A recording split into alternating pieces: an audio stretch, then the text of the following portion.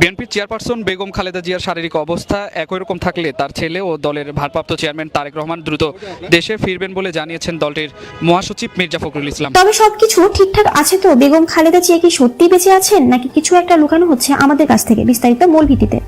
আমার ধারণা আপনি পলিটিক্যাল অ্যাসাইলামের জন্য আপনি দেশে যাচ্ছেন না, এবং তার চেয়ে আরো কয়েকটা বিষয় আমি বলি। আপনি বিএনপির অনেক নেতাকে আপনি ভয় পান।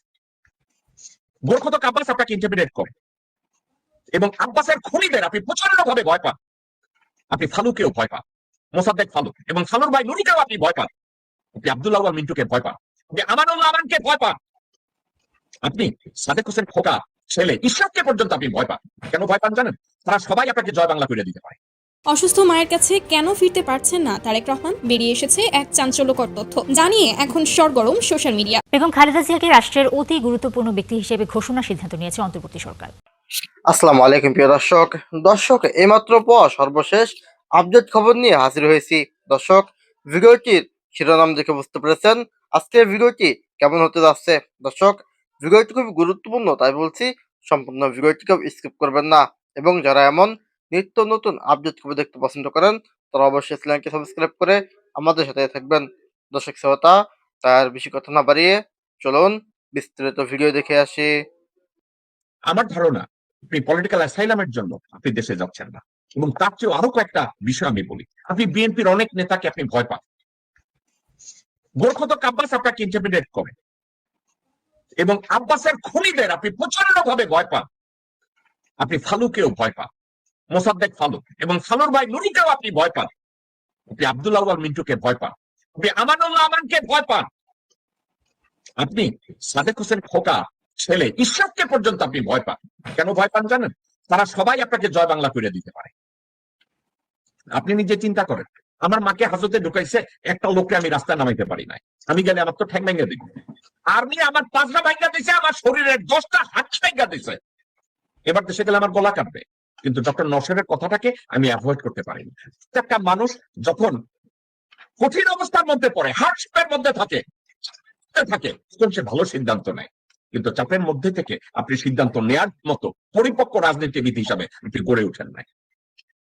আমার কষ্ট লাগে, আপনার মা মারা যাচ্ছে। আপনার মা আমার মা, মা তো মা। তার মা কে যদি আমি কম্পেয়ার করি অন্য কোনো মায়ের সাথে, ভুল হবে। আপনার মা বাংলাদেশের ইতিহাসের বহু কিছু সাক্ষী। আপনার মা বাংলাদেশের রাষ্ট্রীয় ভাবে বহু গোপনীয়তা ওনার মাথায় আছে, ওনার মনে আছে, ওনার ব্রেইনে আছে, ওনার সফলতা আছে, ওনার ব্যর্থতা আছে, ওনার অদূরদর্শিতা আছে। সবকিছুর মধ্যে বাংলাদেশের জনগণ ওনার মধ্যে এমন কিছু দেখেছে যেখানে দেশপ্রেম দেখেছে। ওই দেশপ্রেমটার জন্য আপনার মাকে নিয়ে আমার কথা বলি। আপনি নিজে তারেক রহমান চিন্তা করে দেখেন, আপনার বাবার নাম যদি জিয়াউর রহমান না হতো, আপনার মায়ের নাম যদি বেগম খালেদা জিয়া না হতো, আপনাকে নিয়ে কেউ কথা বলতো না। সর্বশেষ আমি একটা কথা বলবো, আপনি এখনো বিএনপির আনপ্যারালাল লিডার। আপনার জন্য আমার প্রেসক্রিপশন, আমি জানি আমার এই প্রেসক্রিপশন শুনে ডক্টর নওশেদ গোসা করবে, ইঞ্জিনিয়ার জিয়া গোসা করবে, অ্যাডভোকেট মামুন গোসা করবে, কিন্তু তারপরে আপনার জন্য আমার প্রেসক্রিপশন, আপনি এখনো বিএনপির আনপ্যারালাল লিডার। আপনি হচ্ছেন বাংলাদেশ জাতীয়তাবাদী দলের গ্লু।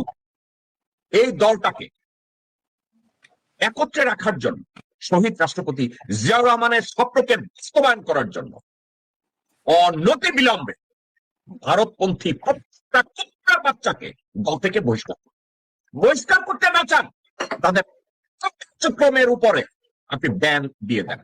সালাউদ্দিনকে ছড়ান, ও বিএনপি সাওয়া, ওই দেশের রয়ের দালাল হচ্ছে ভারতীয় দালাল, হচ্ছে সচ্ছল। আপনাকে বাংলাদেশে গেলে একটা লোক যদি পিছন থেকে গুলি করে, ওই লোকটা সালাউদ্দিন, ওই লোকটা আমির চৌধুরী, ওই লোকটা গোরখতক আব্বাস, ওই লোকটা আব্দুল্লাহ আল মিন্টু, ওই লোকটা আমানুল্লাহ আমান, ওই লোকটা ফজা, ওই লোকটা ইশরাক। ভারতপন্থী প্রত্যেকটা কুত্তার বাচ্চাকে দল থেকে বহিষ্কার করুন, বহিষ্কার করুন। আর একটা কাজ করুন, আপনি নিজে আপনার স্পিচ রাইটার পরিবর্তন করে নিজে বলেন যে ভারতের সম্প্রসারণবাদের যে কোনো নীতিকে বিএনপি গ্রহণ করবে না, ভারতের পিছনে কোন প্রকার বরদাস্ত বিএনপি করবে না। আপনি যদি একটা 10 মিনিটের ভাষণ দেন, পুরা বিএনপি আপনার পিছনে দাঁড়িয়ে যাবে। আপনি যদি গোরখদক আব্বাসকে দল থেকে লাথি মেরে বের করে দেন, ও মধ্যেও নেরিকুত্তা হয়ে যাবে। কারণ ওর যদি বিএনপির নেতৃত্ব না থাকে, পরিবহন ব্যবসার থেকে সে লাথি খাবে। যদি এই মুহূর্তে আপনি বহিষ্কার করেন, ও কেরানীগঞ্জে মাইর খায়া আন্দোলনের নিচে ঢুকা যাবে। আপনি যদি আব্দুল আউয়াল মিন্টুকে আজকে বিএনপি থেকে বহিষ্কার করেন, ওদের কোনো অস্তিত্ব থাকবে না। আপনার হাতে অনেক ক্ষমতা, আপনি শুধু ডিক্লার করে দেন যে ওরে ওরে ওরে ওরে বহিষ্কার করলেন।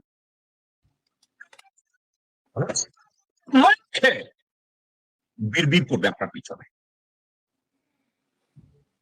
2, আপনার জন্য আরেকটা সাজেশন। এই মুহূর্তে আপনি বলেন যে আপনার দেশে না যাওয়ার পিছনে আপনার লজিক কারো কাছে জিজ্ঞাসা করেন না, মন থেকে আপনি বলেন আমি এর জন্য চাই না। আপনার যদি ব্রিটিশ অ্যাসাইলামের জন্য আপনি যদি ওখানে না যান, যেহেতু আমি লিগ্যাল প্র্যাকটিসে আছি, আমি জানি আপনার ওখানে কিছু লিগ্যাল ইস্যু আছে, এটা আপনি বলতেই পারেন। কিন্তু একটা কথা, অ্যাগেইন, রাজনীতি যারা করে তারা সবসময় রিস্ক নেয়। আপনার বাবা জীবনের বড় রিস্ক নিয়েছিল আপনার মাকে এবং আপনার ভাইকে সহ, দেশের জন্য রিস্ক নিয়েছে। আপনি ওটা করে দেখেন। এবং আপনার আশেপাশে তল্পি বাহক কুত্তার বাচ্চাগুলো, হুমায়ুন একটা ক্যান্সার, আমির খসরু মাহমুদ চৌধুরী আপনার জন্য ক্যান্সার, সালাউদ্দিন আপনার জন্য ক্যান্সার, আমানুল্লাহ আমান আপনার জন্য ক্যান্সার, আমির খসরু মাহমুদ আপনার জন্য ক্যান্সার, সামা ওবায়েদ আপনার জন্য ক্যান্সার, রুমিন ফারহানা আপনার জন্য ক্যান্সার, মিন্টু আপনার জন্য ক্যান্সার। এই ক্যান্সার গুলোকে আপনি শরীরে রেখে আপনি টাইলানল খাবেন আর ঔষধ খাবেন, মনে করবেন আপনি সুস্থ। আপনি একটা বোকা। আমি গতকালকে বলেছি, হাওয়া ভবনের আপনার ট্র্যাক রেকর্ড ভালো না। বিএনপি 2 বারের ক্ষমতায় এসে আপনারা যা করেছেন তার ট্র্যাক রেকর্ড ভালো না। তারেক সাহেব, আপনি এবং আপনার মা ওই লোককে সেনাপ্রধান বানাইছেন যেই লোক আপনার বাপকে খুন করতে চেয়েছে, তার খালেদ মোশাররফ। আমরা তারেক সিদ্দিকীকে গালি দেই না, রেহানার দেবর তারেক সিদ্দিকীকে গালি দেয় আর্মিটা ধ্বংস করছে। আপনার মামা ইস্কান্দার চুয়ারের বাচ্চা বাংলাদেশ আর্মিকে ধ্বংস শুরু করেছে। গত সপ্তাহে 2 সপ্তাহ আগে দেখছি আপনার মা বছরে কইরা সাহিব ইস্কান্দারের বউরে নিয়া ক্যান্টনমেন্টে গেছে। মানুষ শিখে, ভুল থেকে মানুষ শিখে, আপনারা শিখেন না। মানুষ ভুল থেকে শিখে যে এই ভুল আর করা যাবে না, কিন্তু আপনারা শিখেন না। সাইদ ইস্কান্দারের বউরে দেখলাম ওয়াকারের পাশে দাঁড়ানো, আপনার মুখে দিয়ে দাঁড়ানো। অপু গন্ডা তাহলে দেখলাম আলবেলা সন্তোষ শর্মা, রয়ের সন্তোষ শর্মা তার লগে বগলে নিয়ে আছে। রয়ের লোক মুশফিক ফজল আনসারি রে আপনারা অ্যাম্বাসেডর বানান। রয়ের লোক আপনাদের কাছে জনপ্রিয় হয়। তাহলে বলতে গেলে কি হয়, আমি কন্ট্রোলটা এভাবে করি, এভাবে তুলনা করলে আপনাকে তো সবাই হিরো আলম বানায় দিবে। হিরো আলম রিস্ক নিয়ে মাইর খাইয়া নেতা হয়েছে, হুসেনের সামনে দাঁড়াইয়া প্রধানমন্ত্রীর সামনে নির্বাচন করছে। ওই সাহসটাও আপনার নাই। ইঞ্জিনিয়ার জিয়া একটা কথা বলছে, আপনি মাইর খেয়েছেন আপনার অপকর্মের জন্য, আপনি তো দেশের জন্য মাইর খান নাই। আপনি তো আন্দোলন করার জন্য মাইর খান নাই। আপনি কেন মাইর খেয়েছেন? আর্মি অফিসারদের গায়ে হাত তুলতে আপনারা কে কইছে? হাওয়া ভবনের ডাইকা ডাইকা lieutenant colonel, colonel, brigadier general এদেরকে ধরে ধরে থাকছেন। সারা গায়ে লাঠি দেওয়ার জায়গা নাই, আপনি লোকজনের ডাইকা ডাইকা 4 ফিট মানে 6 ফিটের মতো জেনারেল সামনে দাঁড়াই দাঁড়াই আপনি চাপড়াইছেন, চোপড়াইছেন, এই করছেন, কান ধরে উঠবস করাইছেন।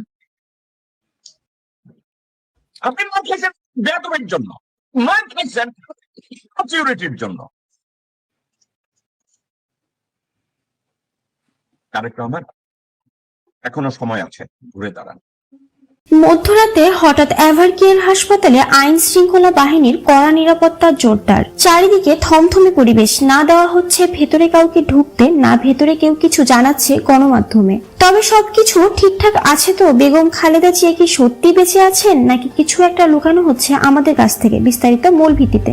রবিবার রাত থেকে বিএনপি চেয়ারপারসন বেগম খালেদা জিয়ার শারীরিক অবস্থার অবনতি হওয়ায় তাকে কেবিন থেকে আইসিইউতে স্থানান্তর করা হয়। হাসপাতালের অভ্যন্তরীণ একাধিক সূত্র জানায় বর্তমানে তিনি ভেন্টিলেশন সাপোর্টে আছেন। তবে তিনি মারা গেছেন এই দাবিকে সম্পূর্ণ গুজব বলে প্রত্যাখ্যান করেছেন একই সূত্র। তাদের ভাষ্য, খালেদা জিয়া এখনো চিকিৎসকদের নিবিড় নজরদারিতে মৃত্যুর সঙ্গে লড়াই করছে। এদিকে পরিস্থিতি নিয়ে বিভ্রান্তি তৈরি হয়েছে বিএনপির বিভিন্ন নেতার বক্তব্যকে কেন্দ্র করে। বিএনপির ভাইস চেয়ারম্যান মোহাম্মদ আজম খান হাসপাতাল থেকে বেরিয়ে আবেগঘন কণ্ঠে জানান, ম্যাডামের অবস্থা খুবই খারাপ, সবাই দোয়া করবেন। এই বক্তব্য উদ্বেগ আরো বাড়ে। অন্যদিকে বিএনপির মহাসচিব মির্জা ফখরুল ইসলাম আলমগীর সাংবাদিকদের বলেন, ম্যাডামের অবস্থা এখনো স্থিতিশীল, গুজবে কান দেবেন না। তার বক্তব্য, পরিস্থিতি কিছুটা শান্ত হলেও জল্পনা পুরোপুরি থামেনি। সবশেষে বড় প্রশ্ন থেকেই যায়, মাঝরাতে হঠাৎ নিরাপত্তা বাড়ানোর কারণ কি? হাসপাতালের ভিতরে কি সত্যি কোনো গুরুতর পরিস্থিতি হয়েছে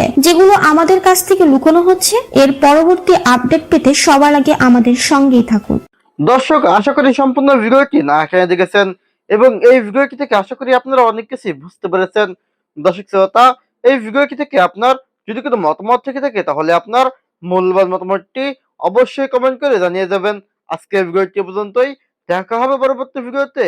সে পর্যন্ত ভালো থাকুন, সুস্থ থাকুন, আল্লাহ হাফেজ।